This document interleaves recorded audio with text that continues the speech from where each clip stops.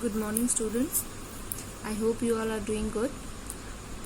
Today we are going to start the 8th chapter, that is Kartavya Parayanata, on page number 50. So students, chapter लिखा है कन्हैयालाल मिश्र प्रभाकर जी ने। तो कन्हैयालाल मिश्र प्रभाकर जी हिंदी के एक बहुत बड़े कथाकार तथा निबंधकार, पत्रकार तथा स्वतंत्रता सेनानी भी थे। उनका जन्म 29 मई 1906 को देवबंद सहारनपुर में हुआ था। उनकी मृत्यु 9 मई 1995 में हुई थी। उनको पद्मश्री अवार्ड से भी सम्मानित किया गया था। तो स्टूडेंट्स, ये चैप्टर कर्तव्य परायणता इसका शीर्षक है। कर्तव्य परायणता का अर्थ क्या हुआ? सेंस ऑफ रिस्पॉन्सिबिलिटी, अपने कर्तव्य का, अपने काम का बोध होना, अपने काम का ज्ञान होना, मतलब अपने काम के प्रति श्रद्धा रखना। ठीक है, पूरे लगन से अपना रिस्पॉन्सिबिलिटीज, अपना ड्यूटीज जो पालन करता है उसे ही हम कर्तव्य परायण कहते हैं। तो इस चैप्टर का नाम कर्तव्य परायणता क्यों है और ऐसा कौन व्यक्ति है यहाँ पर जो इतना कर्तव्य परायण है, जो इतनी निष्ठा से अपना कर्तव्य का पालन करता है, इन सब के बारे में हम पढ़ेंगे चैप्टर को और उसके बाद पता करेंगे कि इस चैप्टर का शीर्षक कितना सार्थक है। तो सबसे पहले यहाँ पर आपको दिया गया है, इन चित्रों को देखकर बताइए कि ये लोग किन किन कामों में तल्लीन हैं और क्यों। मतलब ये लोग जो पिक्चर में जो जिन लोगों को दिखाया गया है वो कौन से काम करते हैं और मतलब किस काम में तल्लीन है। तल्लीन मतलब concentrated, someone is engaged in some job. Okay, so वो क्या है? वो एक कारपेंटर है। दूसरा क्या है? सब्जी वाले। तो ये लोग क्या कर रहे हैं? कोई सब्जी बेच रहा है, कोई लकड़ियों का काम करने वाला है। तो ये लोग अपना घर चलाने के लिए जिसकी जितनी क्षमता होती है उसे हिसाब से वो काम करते हैं, है ना। तो देखो, इस कहानी के बारे में कुछ और जानते हैं। प्रस्तुत कहानी में बताया गया है कि कैसे कर्तव्यपरायण व्यक्ति सदैव अपने कर्तव्य का पालन करता है। तो इस कहानी में आपको बताया गया है कि कैसे एक कर्तव्यपरायण व्यक्ति, मतलब रिस्पॉन्सिबल पर्सन, कैसे हमेशा अपने कर्तव्य का, अपने रिस्पॉन्सिबिलिटीज, अपने ड्यूटीज का पालन करता है। उसके लिए अपने कर्तव्य से ऊपर कुछ भी नहीं, है ना। एक असल कर्तव्य परायण व्यक्ति के लिए उसके कर्तव्य, उसके ड्यूटीज के ऊपर कुछ भी नहीं। ऐसा व्यक्ति हमेशा संतुष्ट रहता है तथा उसी का जीवन सार्थक है, जिसके लिए काम ही सब कुछ है। तो जिस व्यक्ति के लिए अपना काम ही, उसका काम ही सब कुछ है, वो हमेशा संतुष्ट रहता है और उसी का जीवन सार्थक होता है।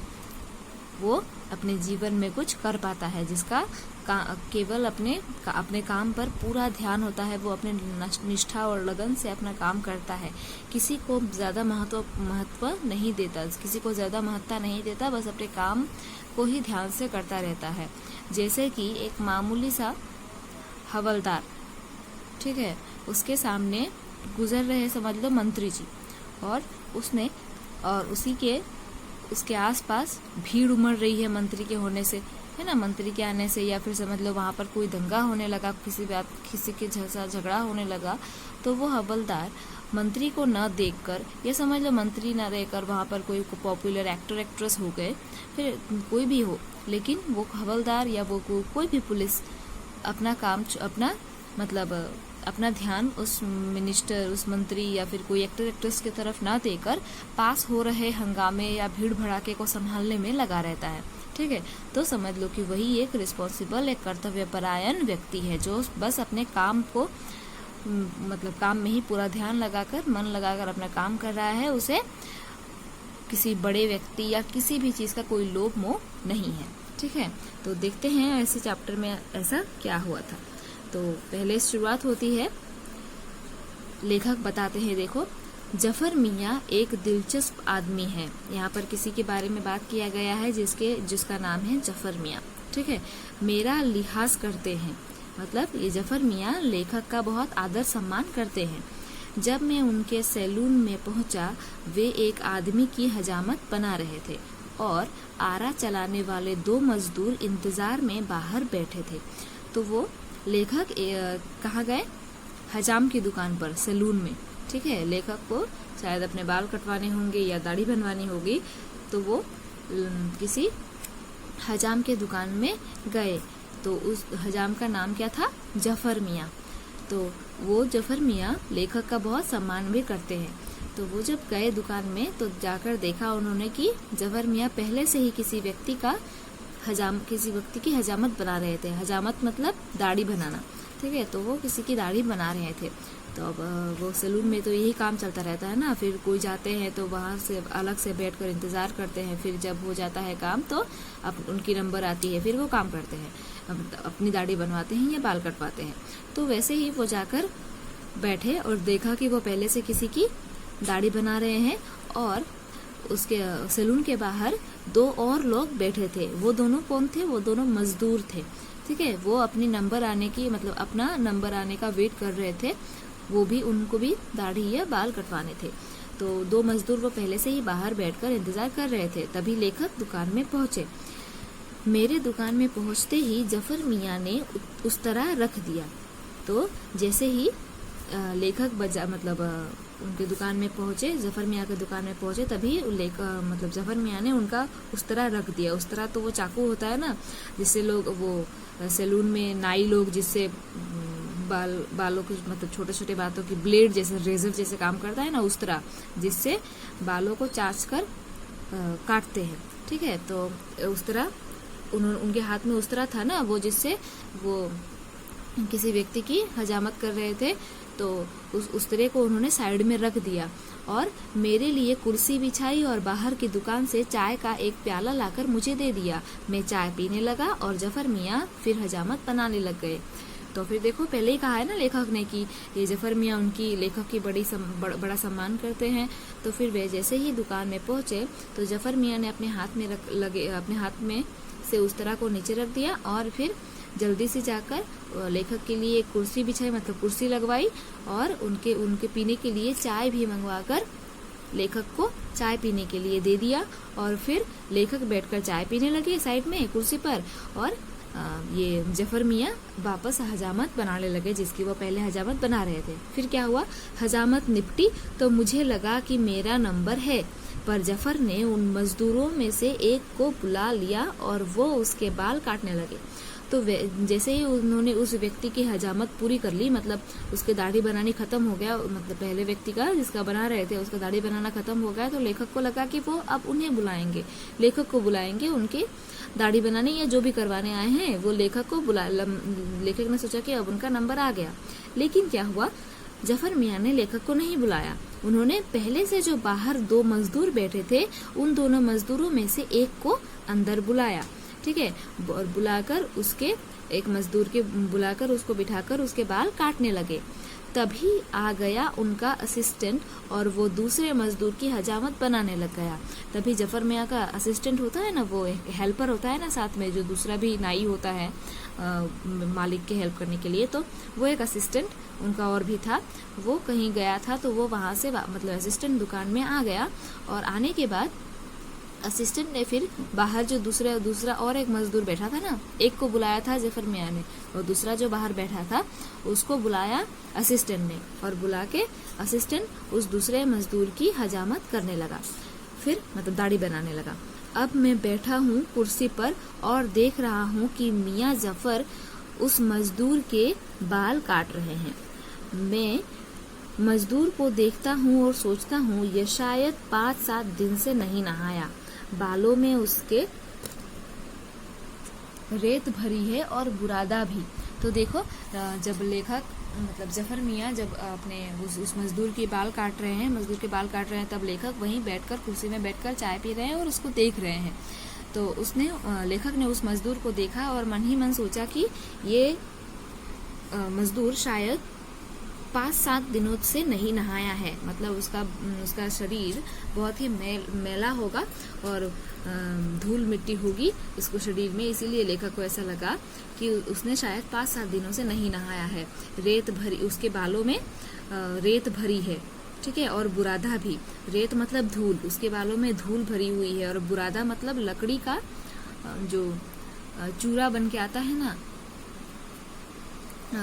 धूल जैसी, लकड़ी काटने पर उसका एक धूल जैसा उड़ता है, और वही उस मजदूर के बालों में पड़ा हुआ था, धूल और लकड़ी के बुरादा मतलब लकड़ी का चूरा, ठीक है। तो उसकी गर्दन काली चिकटी हो रही थी, ठीक है। तो वो धूप में काम करने वाला मजदूर व्यक्ति था, तो उन लोगों के हाथ पैर वैसे ही थोड़े गंदे दिखाई पड़ते हैं, और उसके गले में मानो धूप से कोई अगर धूप में सांवला हुआ हो तो उसकी गर्दन में काफी काली लाइनें, काफी निशान देखने को मिलती हैं। तो उसकी गर्दन काली चिकटी हो रही है, ठीक है। तो उसकी गर्दन में काली काली रेखाएं पड़ गई थी, और तो और मुंह पर भी धूल है, उस मजदूर के मुंह पर भी धूल पड़ी हुई थी। पर जफर साहब बड़ी लगन से उसके बाल काट रहे हैं, जैसे यह मजदूर नूर जहां का भाई हो। तो जैसे मतलब इतनी उनकी हालत ऐसी होने के बावजूद, उनके बालों की हालत, उनके देह की हालत ऐसी होने के बावजूद भी जफर साहब बड़े लगन से, बड़े मतलब मन लगा कर धीरे धीरे आराम से उसके बाल काट रहे हैं। मतलब अपना पूरा ध्यान लगाकर अच्छी तरह चुन चुन कर उनके बाल काट रहे हैं, जैसे वो मजदूर नूर जहां का भाई हो। मतलब यहाँ पर नूर जहां का भाई कहते हुए मतलब किसी बड़े आदमी के बारे में बताया गया है, कि जैसे वो मामूली मजदूर ना होकर कोई कोई बड़ी हस्ती है जो जिसका वो काम कर रहा है। जैसे कि बड़े लोग आ जाने पर दुकानदार वगैरह थोड़ा चौकन्ने होकर अच्छे से काम करते हैं ना बड़े लोगों के सामने, लेकिन ये एक मजदूर के लिए भी इतने ही अच्छे से काम कर रहे हैं तुम्हारे जफर, ठीक है। जफर मियाँ उतने ही ध्यान से काम कर रहे हैं जैसे कि वो कोई बहुत इम्पोर्टेंट, बहुत VIP आदमी बैठा है, ऐसे उनके ध्यान से काम कर रहा है, ठीक है। कभी कंधे से नापते हैं, कभी कैंची से, और फिर फुरक 2-4 कैंची मारते हैं।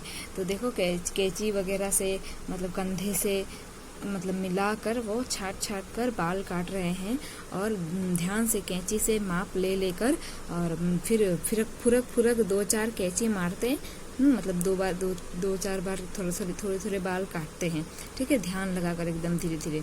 मैं देख रहा हूँ जफर बालों में इतने लीन हैं कि उन्हें याद नहीं कि मैं भी यहाँ बैठा हूँ और उन्हें मेरे भी बाल काटने हैं। तो वो इतने ध्यान से धीरे धीरे अपने काम में लगे हुए हैं जफर मियाँ, कि उनको जैसे कि ध्यान ही नहीं है कि वहाँ पर लेखक भी बैठे हैं और उन्हें लेखक भी लाइन में खड़े हैं, उन्हें लेखक के भी बाल काटने हैं। वो जफर मियाँ के ध्यान में ही नहीं है, ठीक है। वो बालों की कटाई को अपने ज्ञान और कला की चरम सीमा तक पहुँचाना चाहते हैं। मतलब वो जितना भी जानता है जफर मियाँ जितना भी जानते हैं अपने, मतलब जितना भी उन्होंने सीखा है, वो पूरी मेहनत से उतना पूरा अपना शिक्षा उसमें दिखाना चाहते हैं, ठीक है। कि मतलब उन्होंने अपनी सारी विद्या, अपने ज्ञान को काम में लगा के ध्यान से कर रहे हैं, जैसे कि कोई भी चूक ना रह जाए, ठीक है। वो बालों की कटाई को अपने ज्ञान और कला की चरम सीमा तक पहुंचाना चाहते हैं। उनका ध्यान इस पर नहीं है कि वो मजदूर है, इस कारीगरी को नहीं समझ सकता। तो देखो वो मामूली मजदूर है, उसको इतना फैशन या बालों के कटाई का इतना ज्ञान नहीं है, ठीक है। वो मामूली सा मजदूर है, एक सरल आदमी है, लेकिन इस बात को मतलब जफर मियाँ इस बात की परवाह नहीं करते कि इस मजदूर को तो उतना फर्क भी नहीं पड़ेगा कि उसके बालों की कटाई अच्छे से हुई है नहीं हुई है, कोई बारीक काम रह नहीं गया, ये कोई मतलब ऐसा कोई भी शिकायत वो मजदूर नहीं करने वाला है ना। लेकिन फिर भी ये जानने के बाद भी मतलब जफर मियाँ कोई भी चूक नहीं छोड़ना चाहते। उनको भी ये ध्यान नहीं है कि वो क्या समझेगा क्या नहीं, उनको बस अपना काम करना है, ठीक है। वे यह भी नहीं सोचते कि इस मजदूर की स्थिति ऐसी नहीं है कि वो इन बालों को ठीक रख सके। तो वो इतने ध्यान से इतने अच्छे से काट रहे हैं कि उनको मतलब ये भी नहीं सोच रहे हैं कि ये मजदूर तो अपने बालों की इतनी देख रेख भी नहीं कर सकेगा। मतलब बाल अच्छे से कटवाते हैं तो उसको शैम्पू वगैरह करके उनका ध्यान रखना पड़ता है ना, धोना पड़ता है, साफ रखना पड़ता है, ऑयलिंग करनी पड़ती है। तो वो मतलब ये सारी चीज़ तो ये मजदूर कर ही नहीं सकते। अपने बालों की ऐसी देखभाल तो करेगा ही नहीं, है ना। लेकिन ये बात जफर मियाँ नहीं सोच रहे हैं, उनको बस अपना काम करना है ध्यान से। मैं सोच रहा हूँ संभवतः यह मजदूर हजामत के बाद आज नहाएगा और बालों में तेल डाल कंघा करेगा, पर कल इनमें फिर यही धूल और बुरादा भर जाएगा और ये ऐसे ही उलझ जाएंगे जैसे आज उलझे हुए हैं। तो लेखक बैठे बैठे वहाँ पर सोच रहे हैं, संभवतः मतलब शायद, हो सकता है ऐसा कुछ, ठीक है। तो ये देखो, और कारीगरी मतलब ऐसी, मतलब ध्यान से कुछ करने वाली, मतलब हाथ से कोई करने वाली, ध्यान से करने वाली, मतलब बारीक बारीक काम, ठीक है, छोटे छोटे ध्यान से किए जाने वाले काम।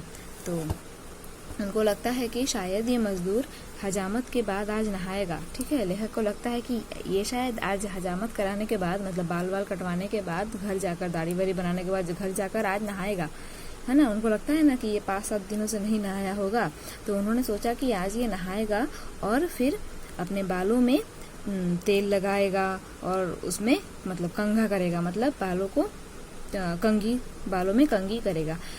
और फिर बाद में फिर क्या होगा, आज वो ऐसा करेगा, है, आज वो समझ लो 1-2 दिन के लिए वो थोड़ा ध्यान रखेगा, लेकिन कल जब फिर वो काम में उलझ जाएगा तो फिर उसके बालों में ऐसे ही धूल पड़ जाएगी, बुरादा भर जाएगा, जैसे कि आज उन्होंने देखा। आज उसके बालों की जो हालत है 2 दिन बाद फिर वही हो जाएगी, है ना। मैं ये सोच रहा हूँ, पर जफर इनमें से कोई भी बात नहीं सोच रहा है। तो लेखक कहते हैं कि मैं, मतलब लेखक बैठे बैठे ये सारी बातें सोच रहे हैं, लेकिन जफर मियाँ इन सब बातों में बिल्कुल भी उनका ध्यान नहीं है। वे अपनी धुन में हैं, मतलब वो अपने जिस काम में हैं उसी काम में ध्यान लगाकर काम कर रहे हैं। वे कंघा चलाते हैं पर वो नहीं चलता, मतलब कंघी होती है ना, कंघी चलाते हैं उनके बालों में, लेकिन कंघी चलता नहीं है क्योंकि उलझे बालों में अटक जाता है। कंघी उनके बालों में उलझ के अटक जाती है, क्योंकि उनके बाल बहुत मैले थे ना, वो उस मजदूर के बाल बहुत मैले थे, वो धूल बारूदा भरा था उसमें, तो इसीलिए बुरादा भरा था उसमें, इसीलिए वो अटक रहा था कंघा। तो जफर मियाँ बाल सुलझाते हैं और कंघा बढ़ाते हैं। सुलझाते हैं मतलब उनके बालों में जो उलझन है उसको ठीक करते हैं, सुलझाते हैं। जैसे कि वो कभी लग जाता है ना, तो उसको मतलब एक साथ अटक जाता है तो उसको सीधा करना होता है कंघी के मदद से। तो वो उस कंघी से उनके बालों को सुलझाते हैं और कंघा चलाते हैं, पर वो नहीं कंघा चलाते हैं, ठीक है, मतलब कंघा आगे बढ़ाते हैं, मतलब चलाते हैं। कभी वो झुककर बालों का मिलान देखते हैं, कभी उभार कर, कभी इधर और कभी उधर, मतलब वो एकदम ध्यान से देख के, कभी झुक के बालों को देखते हैं कि बाल सही मतलब सही माप से कटे हैं कि नहीं। तो कभी उभार कर, मतलब बालों को एक एक करके उठाते हैं अपने हाथों से, मतलब एक एक अपने बालों को उठाते हैं उनके और ध्यान से देखते हैं। फिर कभी इधर से उधर से, चारों तरफ से बालों को देखते हैं कि अच्छे से कटा है कि नहीं। एक एक बाल पर, एक एक ढलाव पर, एक एक मिलान पर जफर की निगाह है, मतलब पूरे बालों को वो हाथ दे के, मतलब धीरे से मिला मिलाकर आराम से देख रहे हैं कि सारे बाल ठीक से कटे हैं कि नहीं, पूरा नाप जोख कर एकदम, ठीक है। जैसे कोई इंजीनियर किसी पुल के स्तंभों का मिलान कर रहा हो। तो स्तंभों मतलब पिलर। तो कोई इंजीनियर पुल बनाने के समय, ब्रिज बनाने के समय, जैसे कि सब ब्रिजों के सारे पिलर्स को अच्छे से देखता है कि ये सारे सही है कि नहीं, मतलब समान है कि नहीं, वैसे ही जफर मियाँ भी उस मजदूर के बालों को ऐसे ही ध्यान से देख रहे थे और मिलान कर रहे थे, ठीक है। यूं कटिंग पूरी हुई और कैंची को 4 बार ताल के साथ खाली ही चुकर चला। जफर ने कहा, लो सरकार, कट गए आपके बाल। तो जैसे ही उनकी बाल काटने की काम खत्म हुई, तो उन्होंने फिर कैंची को यूं ही हवा में ऐसे चुकर थोड़ा चलाया ताल के साथ, मतलब वो काम कर रहे थे तो उनको वैसे ही, मतलब हवा में ऐसे ही थोड़ी कैंची चलाई 4 बार और फिर कहे कि लो सरकार, आपके बाल कट गए। फिर अब उन्होंने उठाया ब्रश और जुटे हजामत पर। तो अब बाल काटने के बाद वो अब हजामत करने लगे उसी मजदूर की, ठीक है, हजामत मतलब दाढ़ी बनाने। तो वो उसी मजदूर की बाल काटने के बाद उसकी दाढ़ी बनाने लगे। हजामत में भी वही तल्लीनता। तो तल्लीनता मतलब फुल कंसंट्रेशन देख के, ध्यान लगाकर, मन लगाकर कोई काम करना, ठीक है। तो वही जैसे उन्होंने बाल काटते समय जैसे ध्यान लगाकर काम किया था, धीरे धीरे आराम से बारीक बारीक काम को देखकर, वैसे ही दाढ़ी बनाने के समय भी वैसे ही वो काम करने लगे। एक हाथ सीधा तो एक उल्टा, और तब यह देखभाल की कहीं कील तो नहीं रह गई। तो देखो जैसे कि मतलब ऐसे ध्यान से एक हाथ उल्टा एक हाथ सीधा रख के मतलब ऐसे दाढ़ी बना रहे हैं। अब ये देखभाल की कहीं कील तो नहीं रह गई, मतलब कहीं भी एक बाल तो नहीं बच गया। ठीक है, ऐसे पूरे ध्यान से वो दाढ़ी बना रहे हैं। कील ही नहीं, कलम से लेकर मूंछों की छटाई तक के काम उन्होंने पूर्ण सुंदरता से किए। तो एक एक बाल से लेकर मतलब मूंछों की जो कटाई होती है, कलम मतलब छांटना, ठीक है, कलम करना मतलब छांटना बालों को, तो मूंछों की छटाई वगैरह और कलम करना दाढ़ी की, उस तरह से मतलब इतने अच्छे से की कि तक के काम उन्होंने पूर्ण सुंदरता से किए। सारे काम उन्होंने एकदम ध्यान लगाकर पूर्ण बहुत सुंदर से किए। 20 मिनट से ज़्यादा मैं जफर की इस तल्लीनता को देखता रहा। तो वे 20 मिनट हो गए, वो लगातार बाल और दाढ़ी बना रहे थे और इस काम को लेखक बैठे बैठे देख रहे थे 20 मिनट तक। सच यह है कि जफ़र उस मजदूर के बालों में लीन थे और मैं जफ़र में। तो मतलब जफ़र मियाँ जैसे ध्यान लगाकर मजदूर के बालों को काट रहे थे, उनका ध्यान मजदूर के बालों में, दाढ़ी में, उनके काम में था, है ना। और लेखक का ध्यान पूरा मजदूर में था, लेखक का ध्यान पूरा जफर मियाँ में था कि वो क्या कर रहे हैं, कैसे कर रहे हैं, सब देख रहे थे बैठे बैठे लेखक।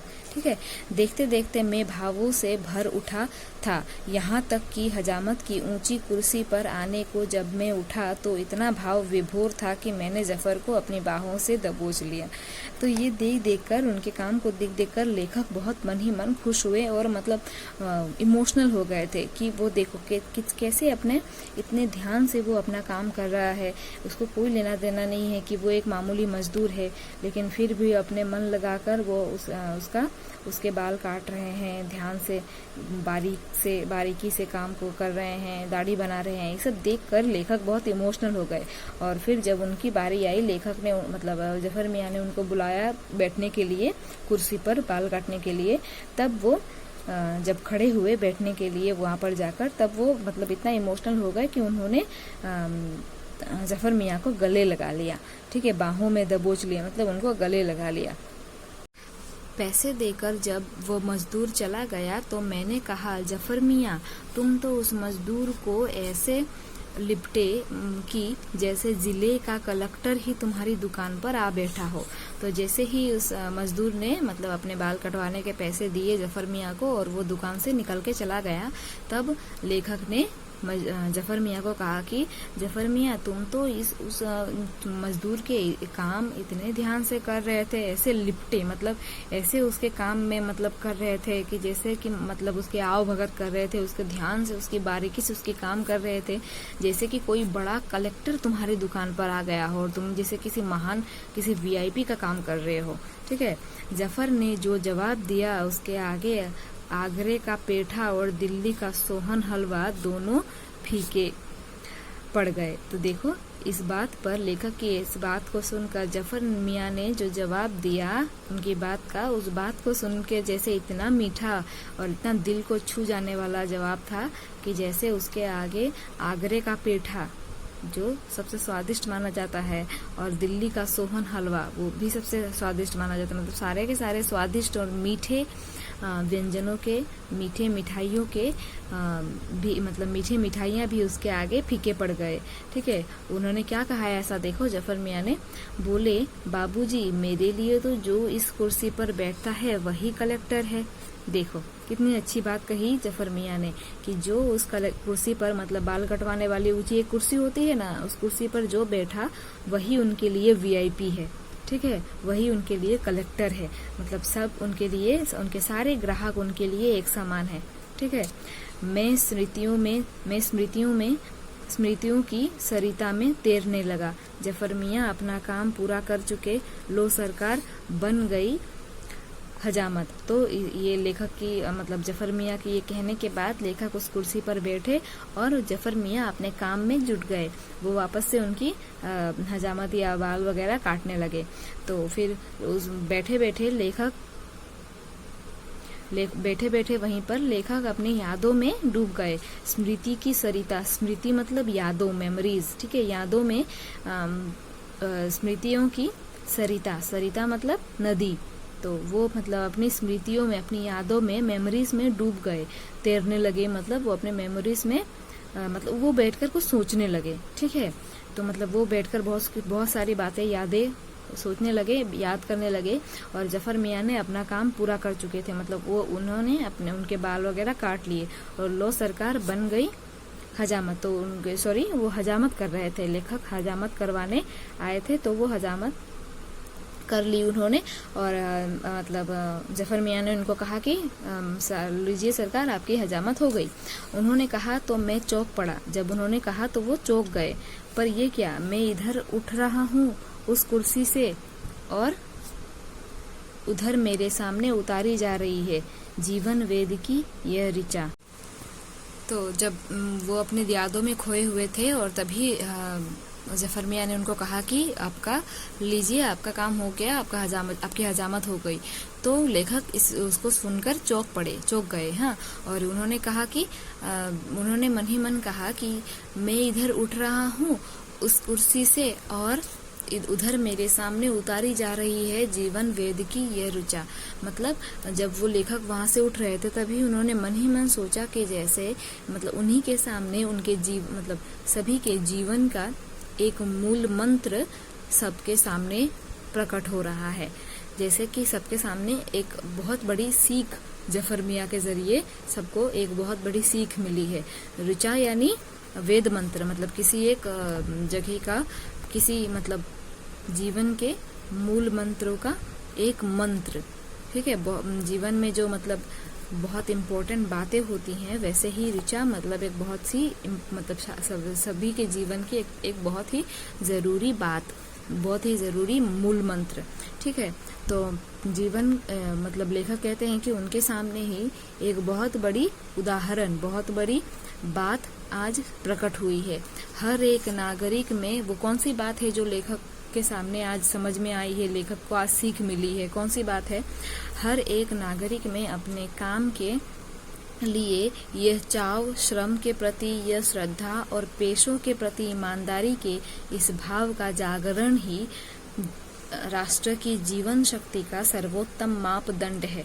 तो देखो, बहुत ही बड़ी बात लेखक बताना चाहते हैं इस चैप्टर के जरिए कि हर एक नागरिक में, हर देश के हर एक नागरिक में अपने काम के लिए लगन, चाव, ठीक है, अपने काम के लिए चाहत और श्रम के प्रति श्रद्धा, हर एक के श्रम के प्रति, मेहनत के प्रति श्रद्धा, रिस्पेक्ट, और पेशों के प्रति ईमानदारी, मतलब अपने अपने ऑक्यूपेशन के लिए जो जो काम करता है उसके प्रति उसकी ईमानदारी, ये सारी ही सबसे ज्यादा इम्पोर्टेंट बातें हैं।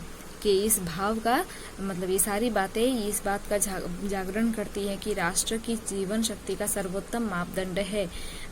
ये हर एक देश के जो सभी अगर जनता के बीच में, जनता में ये बातें आ गई तो वो जीवन शक्ति का पूरे देश का, जीवों का सबसे गहरा और ऊंचा मापदंड हो जाएगा, ठीक है। मतलब यही इंसान के जीवन का, एक देश के जनता का सबसे बड़ा गुण होगा और सबसे बड़ी सीख होगी। अगर हर आदमी अपने काम के लिए श्रद्धालु हो और अपने काम या सबके काम की सम्मान करे, अपने ग्राहकों का सम्मान करे, तो देखो, चाहे एक दुकानदार के लिए हर एक व्यक्ति, चाहे वो वीआईपी हो या कोई गरीब से गरीब भिखारी ही क्यों ना हो, अगर वो उसके दुकान पे आया है तो उसके लिए ग्राहक है और वो ग्राहक भगवान समान होते हैं, है ना। हर किसी को अपना काम इसी लगन और मेहनत और ध्यान से करना चाहिए। ऐसा नहीं कि कुछ बड़ा व्यक्ति, कोई बड़े आदमी आए हैं तो उसके लिए हम अलग बिहेव करेंगे, और कोई छोटे भिखारी या गरीब लोग आए हैं, कोई मजदूर आया है तो उसके साथ हम गलत व्यवहार करेंगे, बिल्कुल नहीं। सब दुकानदार के लिए या कोई भी हो, अगर आप किसी के लिए काम कर रहे हैं तो वो सारे व्यक्ति आपके लिए एक समान होंगे, ठीक है। तो इस चैप्टर से हमें यही सीख मिलती है कि अपने कामों को हमें श्रद्धा करना चाहिए, दूसरों की श्रद्धा करनी चाहिए और लगन और मेहनत से अपने कर्तव्य का पालन करना चाहिए। तो देखो इस चैप्टर का नाम कर्तव्य परायणता यहाँ सिद्ध होती है ना कि यहाँ पर, क्योंकि यहाँ पर लेखक ने इस चैप्टर में कर्तव्य के बारे में, रिस्पॉन्सिबिलिटीज, ड्यूटीज के बारे में कितना अच्छा उदाहरण दिया है कि अपने काम को हमेशा हमें मन लगाकर, ध्यान लगाकर करना चाहिए, ठीक है ना। और किसी को दिखाने के लिए कुछ नहीं करना चाहिए, बस अपने मन से अपने काम की रिस्पेक्ट करते हुए अपना काम करना चाहिए, ठीक है। और हमें सबको एक समान दर्जा देना चाहिए। तो ये चैप्टर यहीं समाप्त होता है। आशा करती हूँ कि आप लोग समझ गए होंगे। अगर कोई प्रॉब्लम है तो please contact me for today, the class is over. Thank you.